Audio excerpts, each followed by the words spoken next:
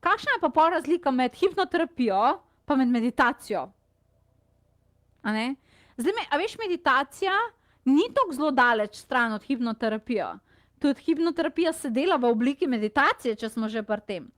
Samo da v bistvu sama hipnoterapija je v bistvu bolj vodena na način, da ti dam sugestije, to pomeni, ti meni poveš, kakšne sugestije hočeš in ti jih jaz noter sidram.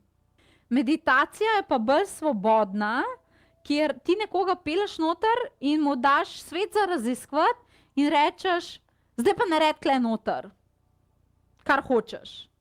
Primer, če bi nekdo imel željo, neko željo, ne samozavestna punca, ki hoče nastopati na odrih, hoče se prijaviti na Slovenija ima talent, ampak se boji tega, bi jo jaz pelala noter v Slovenija ima talent, noter bi to delala konkretno pri meditaciji, bi pa to zgledala, da bi pa dala meditacijo za manifestacijo in bi jo pelala v neko pravlično deželjo izpolnjenih želja in ona bi sama mogla tam to ustvariti, mogoče bi zraven delala še kakšne druge želje. Torej jaz bi tam vzela samo energijo želje pa manifestacije, pa furaj miško deli kar češ, torej bi vzela samo splošno energijo tega, medtem ko tukaj pa prav sugestiram, Slovenija ima talent, točno te 4 žiranti, razumeš? To bolj delaš v hipnoterapiji. Okay? Recimo, če bi delala meditacijo bolj zdravega življenjskega sloga, bi tam se človek videl, pelala bi ga pred neko čarobno ogledalo, on bi se tam videl, kako je zdrav, kako se mu pljuča od cigaretov celijo, ampak jaz bi ga pustila, bi ga speljala v energijo zdravega življenjskega kroga.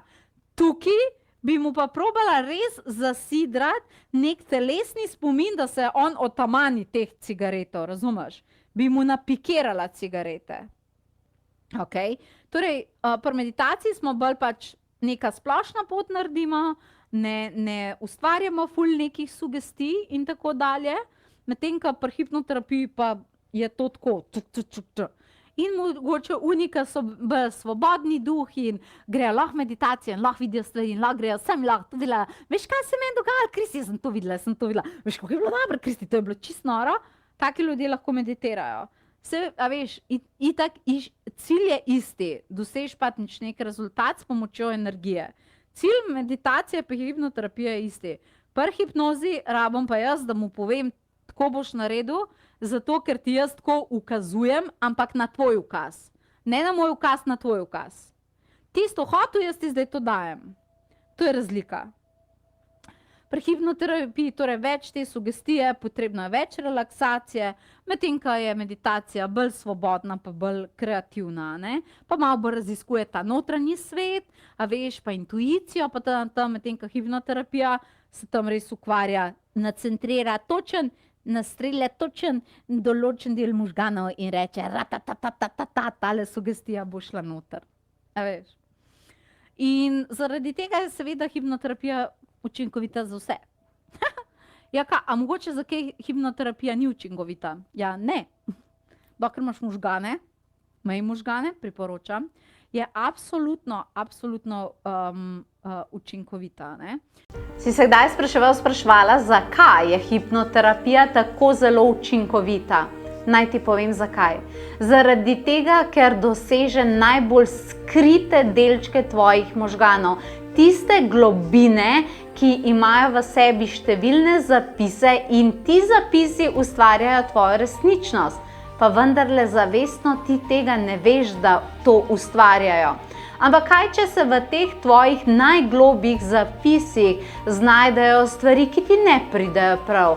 Samosabotaža, samouničevanje, občutki, da si nesrečen, nesrečna, občutki, da si nekje ujeta, občutki, da te drugi ljudje mogoče lahko nadzorujejo in potem se v tebi sprožajo avtomatska nekakšna obnašanja in delovanja in potem, ko deluješ na način, ko deluješ in rečeš, joj, to pa ni rezultat, ko sem si ga želela, ampak res si nisem zmogla pomagati. Zakaj ne? Zaradi tega, ker so ti nivoji znotraj tebi bili zadolženi za to in so te vodili.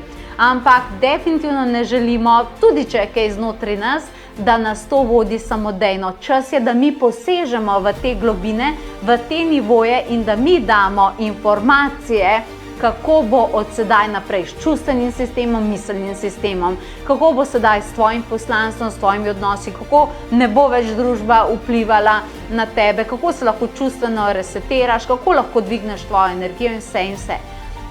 In to je resnično nekaj, kar ti da nadzor nad tvojim življenjem v tvoji 2 roki nazaj. In to prinaša novodobna hipnoterapija, katero sem jaz kanalizirala zate.